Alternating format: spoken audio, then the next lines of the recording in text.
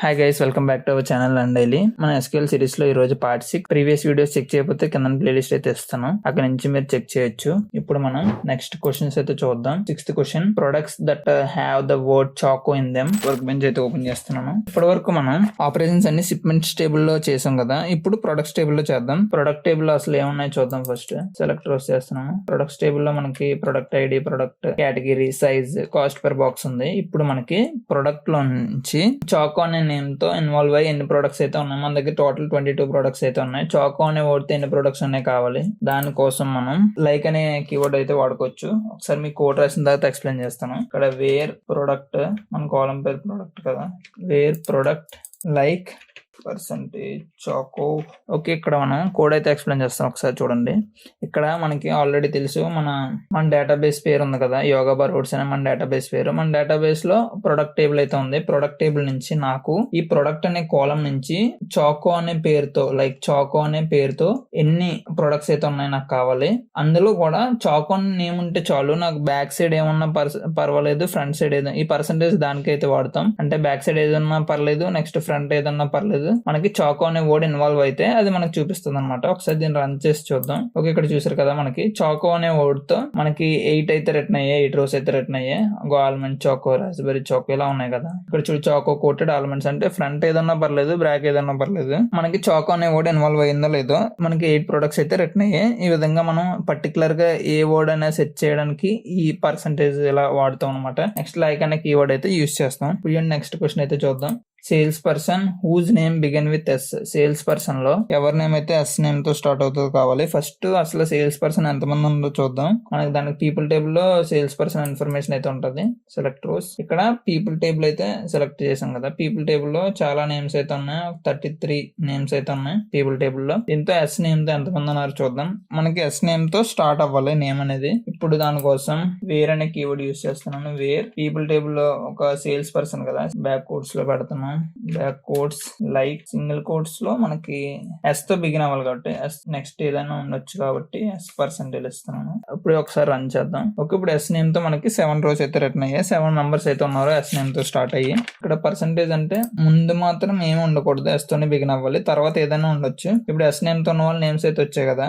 ఇప్పుడు yes name తో హైదరాబాద్ లో ఎంతమంది ఉన్నారో కావాలి నాకు. మీరు ఒకసారి ట్రై చేయండి, ట్రై చేసి కామెంట్ సెక్షన్ లో పేస్ట్ చేయండి, మీకు రిప్లై అయితే ఇస్తాను పక్కా ఈ కోడ్. ఇక్కడ నెక్స్ట్ క్వశ్చన్ చూద్దాం. ఇక్కడ sales per box of chocolates in February 2023. Okay, ఇది కొంచెం కాంప్లెక్స్ కానీ కష్టం అయితే కాదు. అసలు సేల్స్ పర్ బాక్స్ ఇన్ఫర్మేషన్ మన డేటాలోనే లేదు. ఒకసారి చూద్దాం. షిప్మెంట్స్ టేబుల్ ఓపెన్ చేస్తున్నాను. సెలెక్ట్ రోస్, షిప్మెంట్స్ టేబుల్ లో ఇక్కడ మనకి సేల్స్ పర్ బాక్స్ అయితే లేదు, అమౌంట్ ఉంది, బాక్సెస్ ఉంది. ఇది కావాలంటే మనకి సేల్స్ పర్ బాక్స్ కావాలంటే అమౌంట్ డివైడెడ్ బై బాక్సెస్ చేస్తే వస్తుంది. ఇది ఎలా చేద్దాం చూద్దాం. ఫస్ట్ దీనికన్నా ముందు మనకి ఫిబ్రవరి మంత్ కదా అడిగారు. ఫిబ్రవరి మంత్ మనం ఎక్స్ట్రాక్ట్ చేయాలంటే డేట్ నుంచి, డేట్ అనే కాలం నుంచి మనం ఎక్స్ట్రాక్ట్ అయితే చేసుకోవచ్చు. డేట్ అనే కాలం నుంచి ఫిబ్రవరి డేటా అంతా ఫస్ట్ ఎక్స్ట్రాక్ట్ చేసుకొని అప్పుడు మనం అమౌంట్ బై బాక్సెస్ ఎలా డివైడ్ చేయాలో చూద్దాం. ఫస్ట్ ఇది ఎక్స్ట్రాక్ట్ చేద్దాం ఈ డేటాని. నేను కోడ్ రాసిన తర్వాత మీకు ఎక్స్ప్లెయిన్ చేస్తాను. దీనికి ఏలియాస్ ఇచ్చేద్దాం ఎస్. నేను ఎక్స్ప్లెయిన్ చేస్తాను ప్రతిదీ కోడ్ రాసిన తర్వాత. వేర్ ఎక్స్ట్రాక్ట్ ఇయర్ ని మంత్ ని ఎక్స్ట్రాక్ట్ చేస్తున్నాం. ఇయర్ మంత్ ఎక్స్ట్రాక్ట్ చేస్తున్నాం. ఎక్కడి నుంచి ఎక్స్ట్రాక్ట్ చేస్తున్నాం? ఈ టేబుల్ నుంచి, ఇక్కడ ఈ డేట్ లోంచి ఎక్స్ట్రాక్ట్ చేస్తున్నాం. ఇదంతా shipments table. From shipments table మనకి ఏలియాస్ ఇచ్చాం కదా, ఎస్ డాట్ డేట్ నుండి మనం ఎక్స్ట్రాక్ట్ చేస్తున్నాం ఇయర్ మంత్. ఆ ఇయర్ మంత్ ఏంటి వాల్యూ దాన్ని equal to 2023 year first, next month మనకి ఏ మంత్ కావాలి, ఫిబ్రవరి మంత్ కావాలి, 02. Okay, semicolon. ఒకసారి దీన్ని రన్ చేద్దాం. ఇప్పుడు మనకి ఫిబ్రవరిలో మొత్తం ఫిబ్రవరిలో అయిన ట్రాన్సాక్షన్ అంతే ప్రతిదీ వచ్చింది. ఇక్కడ సెకండ్ మంత్ అది ప్రతి డేట్ లోది మనకి ట్రాన్సాక్షన్ వచ్చింది. మనకి ఇప్పుడు ఫిబ్రవరి అమౌంట్ పర్ బాక్స్ కావాలి. అమౌంట్ పర్ బాక్స్ ఎలా వస్తుందో చూద్దాం. ఇదంతా ఫిబ్రవరిలో కొత్త కాలం కావాలి అమౌంట్ పర్ బాక్స్ అనేది, అది ఎలా వస్తుందో చూద్దాం. ఫస్ట్ ఇవన్నీ మనకు అవసరం లేదు, అంటే ఇక్కడ స్టార్ రిమూవ్ చేద్దాం. ఓకే, ఇక్కడ మనకి ఏంటంటే కావాలి, డేట్ కావాలి, ఎందుకంటే ఫిబ్రవరి నుంచి కావాలి కాబట్టి డేట్ కావాలి. నెక్స్ట్ అమౌంట్ కావాలి, అమౌంట్ కాలం ఎస్ డాట్ అమౌంట్ కావాలి. నెక్స్ట్ బాక్సెస్ కాలం కావాలి, ఎస్ డాట్ బాక్సెస్. ఓకే, ఇంకేం కావాలి? మాక్సిమం ఇవంటే సరిపోతుంది మనకి. ఇప్పుడు మనకి కొత్త కాలం ఎలా కావాలి? అమౌంట్ డివైడెడ్ బై బాక్స్ చేస్తే కదా మనకి పెర్ బాక్స్ ఎంత వస్తుంది కదా. దీనికి ఇక్కడ మనకి స్టార్ ప్లేస్ లో మనకి ఏ కాలమ్స్ కావాలో రాస్తున్నాం కదా. ఈ ప్లేస్ లో మనం డైరెక్ట్ గా కాలమ్స్ మీద ఆపరేషన్స్ కూడా డైరెక్ట్ గా పెర్ఫార్మ్ చేయొచ్చు. అందుకే ఇక్కడ చూడండి ఒకసారి, మీకు ఇప్పుడు అమౌంట్ పర్ బాక్సెస్ కదా, S dot amount by S dot boxes direct గా ఇస్తున్నాను. ఇప్పుడు ఈ కాలమ్ టైటిల్ ఓకే ఒకసారి చూద్దాం. ఫస్ట్ ఇలా ఇస్తే రన్ చేసి చూద్దాం. ఇప్పుడు మనకి డేట్ వచ్చింది, నెక్స్ట్ అమౌంట్ వచ్చింది, బాక్సెస్ వచ్చింది. ఇక్కడ అమౌంట్ పర్ బాక్సెస్ డైరెక్ట్ గా వస్తుంది చూసారా. S dot amount by S dot boxes direct గా డివైడ్ చేసి ఇస్తుంది. ఓకే, దీనికి మనం ఏలియాస్ అయితే ఇచ్చుకోవచ్చు. ఏలియాస్ ఇస్తున్నాను. ఏలియాస్ లో హ్యాజ్ అని ఇచ్చుకోవచ్చు. హ్యాజ్ సింగిల్ కోట్స్ లో ఏలియాస్ అయితే అమౌంట్ పర్ బాక్స్ అని ఇద్దాం. ఓకే, ఇక్కడ అమౌంట్ పర్ బాక్స్ అనేది ఇచ్చాం. ఇక్కడ ఇప్పుడు ఈ కాలమ్ ఏమొచ్చి అమౌంట్ పర్ బాక్స్ కింద అయితే చేంజ్ అవుతుంది. ఒకసారి మళ్ళీ రన్ చేద్దాం. ఓకే, అమౌంట్ పర్ బాక్స్ కింద అయితే చేంజ్ అయింది కదా.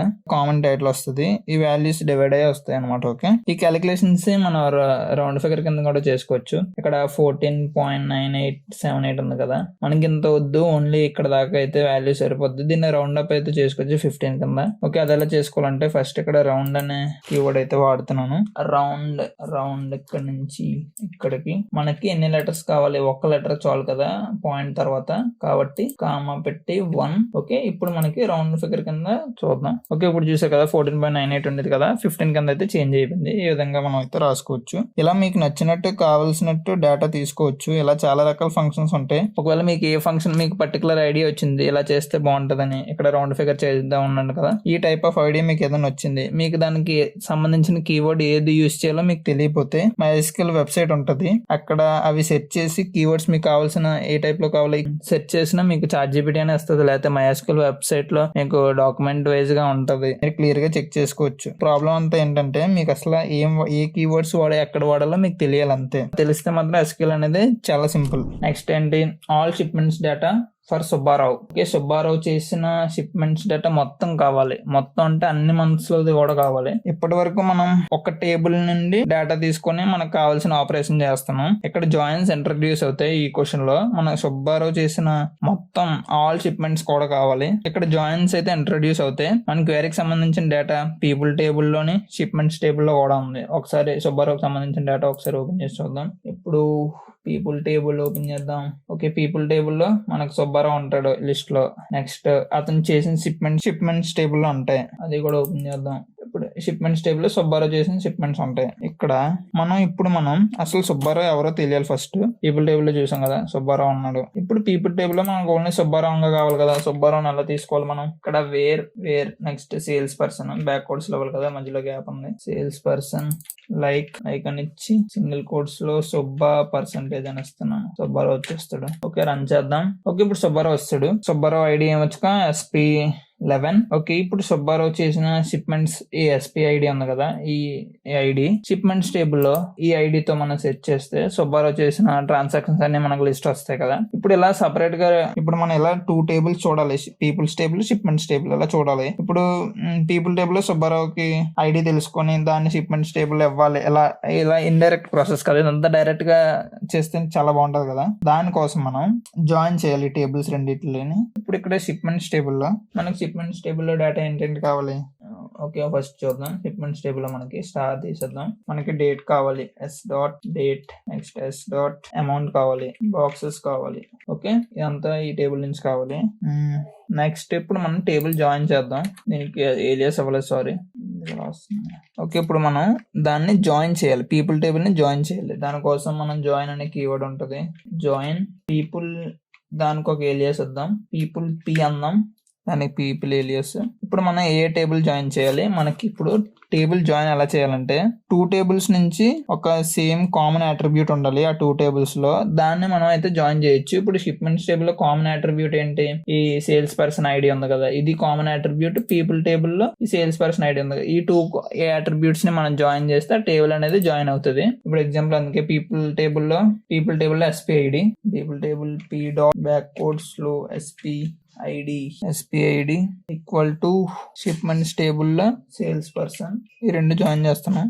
ఓకే, ఇక్కడ ఈ 2 ఫీల్డ్స్ లిస్ట్ లో మనం ఎన్ని టేబుల్స్ అయినా యాడ్ చేసుకోవచ్చు. ఇక్కడ ఈ ఈ ఫీల్డ్స్ లో లిస్ట్ లో మనం ఎన్ని టేబుల్స్ అయితే యాడ్ చేసుకోవచ్చు. ఇప్పుడు ఇక్కడ పీపుల్ టేబుల్ నుంచి కూడా మనం 2.salesperson అయితే యాడ్ చేసుకోవచ్చు. నెక్స్ట్ ఇప్పుడు షిప్మెంట్స్ టేబుల్ నుంచి sales person, next people table నుంచి ఎస్పీడి జాయిన్ చేయాలి. జాయిన్ లో కూడా చాలా జాయిన్స్ ఉంటాయి. మనం యూస్ చేసేది సింపుల్ జాయిన్స్ అనమాట. ఇప్పుడు ఇలా ఒక 2 టేబుల్స్ అయితే జాయిన్ చేస్తున్నాం.